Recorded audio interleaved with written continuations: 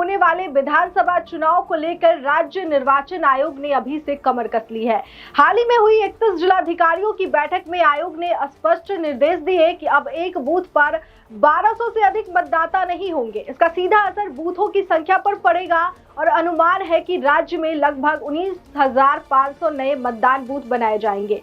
साल 2022 के चुनाव में उत्तर प्रदेश में कुल 1,62,462 बूथों पर मतदान हुआ था। अगर एक बूथ पर अधिकतम 1200 मतदाता रखने का नया मानक लागू किया गया तो ये संख्या बढ़कर करीब 1,81,962 हो जाएगी। वर्तमान में राज्य में एक बूथ पर औसतन 1500 मतदाता होते हैं और एक पोलिंग सेंटर के अंतर्गत 3 से 4 बूथों की व्यवस्था होती है। बूथों की ये नई व्यवस्था भीड़ नियंत्रण और मतदाता प्रक्रिया को अधिक व्यवस्थित बनाने के उद्देश्य से की जा रही है। राज्य में साल 2022 में कुल मतदाताओं की संख्या 15,82,82,750 थी। निर्वाचन आयोग के मुताबिक 2027 तक ये संख्या और भी बढ़ने की संभावना है।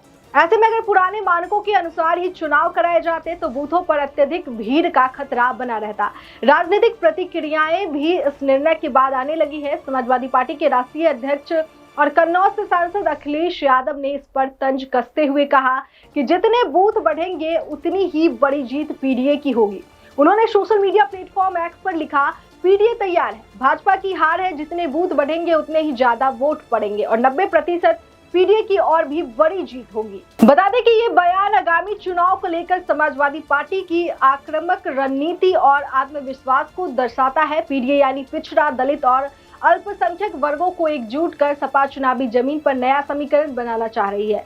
दूसरी ओर भाजपा अभी भी इस बयान पर आधिकारिक प्रतिक्रियाएं नहीं दी है, लेकिन सूत्रों के मुताबिक पार्टी भी बूथ स्तर पर अपनी तैयारियों और धार देने में जुट गई है। बता दें कि 2027 का चुनाव तकनीकी रूप से बेहतर, अधिक व्यवस्थित और मतदाता केंद्रित दिखेगा, लेकिन राजनीतिक तौर पर यह बेहद गर्म और प्रतिस्पर्धात्मक होने वाला है। अब देखने वाली बात होगी कि बूथों की ये बढ़ती संख्या किस राजनीतिक दल के लिए वरदान साबित होती है और किसके लिए चुनौती इतना तय है। बार का चुनाव केवल मतदाताओं की संख्या पर नहीं बल्कि बूथ मैनेजमेंट और रणनीति गठबंधनों पर भी निर्भर करेगा।